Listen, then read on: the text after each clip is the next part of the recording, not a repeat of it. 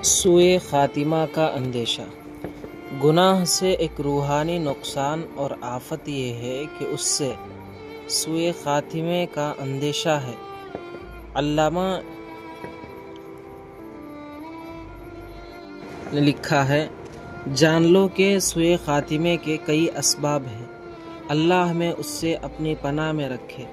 ان اسباب میں سب سے بڑا سبب دنیا میں اور آخرت سے اعراض، اللہ کی معصیت پر اقدام و جرأت ہے، اور بسا اوقات انسان پر گناہ کا کوئی خاص قسم، معصیت کی کوئی شکل، اعراض کی کوئی جانب اور اقدام و جرأت کا کوئی حصہ غالب ہو جاتی ہے۔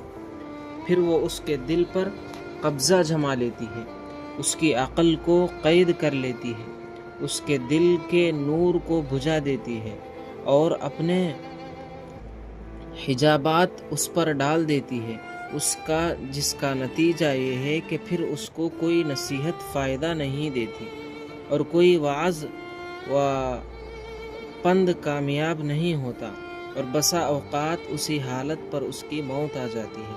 لہٰذا گناہ سے پرہیز اس لیے بھی ضروری ہے کہ اس خطرناک صورتحال سے بچا جائے اور موت اچھی حالت میں واقع ہو۔ علماء نے گناہوں سے سوء خاتمہ کے بارے میں متعدد واقعات نقل کیے ہیں، یہاں 2-4 واقعات پیش کیے جائیں گے۔ ایک عبرت انگیز حکایت۔ ایک شخص کا قصہ متعدد اکابرین نے نقل کیا ہے کہ وہ ایک اسلم نامی شخص پر عاشق ہو گیا اور اس کی محبت میں گھلنے لگا، یہاں تک کہ بیمار ہو گیا اور بستر کا ہو گیا، اور اس کا معشوق یہ حالت دیکھ کر اس سے نفرت کرنے لگا اور اس کے پاس آنے سے رک گیا۔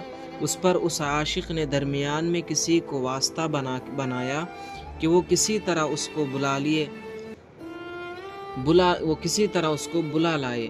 ایک بار اس معشوق نے وعدہ کر لیا کہ وہ فلاں دن آئے گا، مگر عین وقت پر اس نے انکار کر دیا اور کہا کہ اس سے تو میری بدنامی ہوگی، میں ایسی جگہ نہیں آؤں گا۔ جب لوگوں نے اس سے جا کر بتایا کہ تیرے معشوق نے آنے سے انکار کر دیا اور وہ واپس ہو گیا، تو اس پر موت کی علامت ظاہر ہوئے، اور وہ اپنے معشوق کو خطاب کرتے ہوئے یہ شعر پڑھنے لگا: اے اسلم، اے بیمار کی راحت اور کمزور عشق کے بیمار کی شفا، تیری خوشنودی میرے نزدیک اللہ خالق و جلیل کی رحمت سے زیادہ لذیذ ہے، نعوذ باللہ۔ بس یہ کہنا تھا کہ روح قبض ہوئی اور اسی کفر کی حالت میں مر گیا، اور ایک مردار کی محبت میں خدا سے بھی دور ہو گیا۔ تو اس واقعے سے یہی پتہ چلتا ہے کہ جب اس کی موت ہوئی تو وہ اللہ تعالیٰ سے بڑھ کر، اللہ کی رحمت سے بڑھ کر، اللہ تعالیٰ کی مہربانیوں سے بڑھ کر وہ کسی اور کو چاہتا تھا، کسی اور کو زیادہ پسند کرتا تھا، اور وہ کفر کی حالت میں مر گیا۔ ظاہری بات ہے جو کفر کی حالت میں مرتا ہے وہ جہنم میں چلا جائے گا۔ دیکھیے ایک فانی انسان کی محبت کا کیا اثر ہوا کہ خدا کی محبت پر اس کو ترجیح دینے لگا اور اس کی محبت کو خدا کی رحمت سے بھی زیادہ لذیذ اور پسندیدہ خیال کرنے لگا، اور اسی حالت میں اس کی موت واقع ہو گئی۔ ایک اور شخص کا قصہ لکھا ہے کہ وہ اپنے گھر کے پیچھے کھڑا ہوا تھا، ایک لڑکی کا وہاں سے گزر ہوا اور اس نے اس سے پوچھا کہ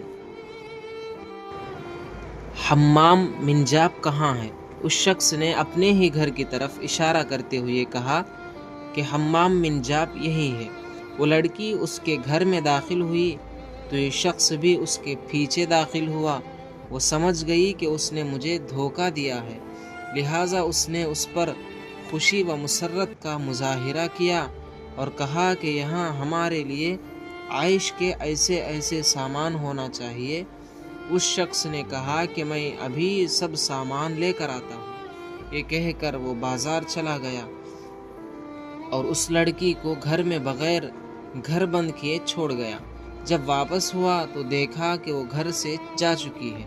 اس پر وہ اس کی محبت میں بے قرار ہو گیا اور راستوں میں اور گلیوں میں اس کو تلاش کرنے لگا، اور یہ کہتا جا رہا تھا: یا ربا قائلة یوما وقد تعبت کیف الطریق الی حمام من جاب، ایک دن تھکے حال میں یہ کہنے والی کہ حمام من جاب کا راستہ کدھر ہے۔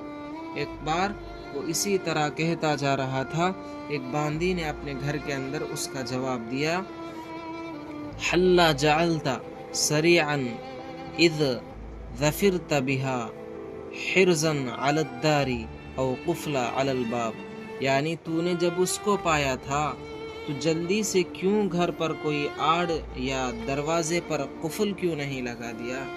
یہ سن کر اس کا غم اور بڑھ گیا اور وہ اسی حالت میں اس دنیا سے رخصت ہو گیا، اور اس طرح ایک عورت کی محبت میں اس کا نام لیتے لیتے مر گیا۔ اسی نوع کا ایک قصہ بڑا عبرتناک ہے کہ مصر میں ایک شخص بڑا عابد عبادت گزار تھا، ہمیشہ مسجد میں رہا کرتا تھا، اس پر عبادت کا نور اور ذکر کے انوار معلوم ہوتے تھے۔ ایک بار اذان دینے کے لیے حسب معمول مسجد کے مینار پر چڑھا اور نیچے ایک عیسائی کا مکان تھا۔ اس کی نظر اس گھر میں پڑی اور دیکھا کہ عیسائی کی لڑکی بہت حسین و جمیل ہے۔ وہ اس پر فریفتہ ہو گیا اور اذان دینے کے بجائے وہاں سے اتر کر اس کے گھر گیا۔ اس لڑکی نے پوچھا کہ کیا ہے، تو کہا کہ میں تجھے چاہتا ہوں۔ اس نے کہا کہ تو مسلمان ہے اور میرا باپ کبھی تجھ سے میری شادی نہیں کر سکتا۔ تو اس نے کہا کہ میں نصرانی ہوتا ہوں۔ الغرض وہ نصرانی ہو گیا اور شادی ہو گئی، اور اسی دن کسی کام سے اس عیسائی کے گھر کی چھت پر چڑھا تو پیر پھسل کر گرا اور اسی حالت میں مر گیا، کفر کی حالت میں۔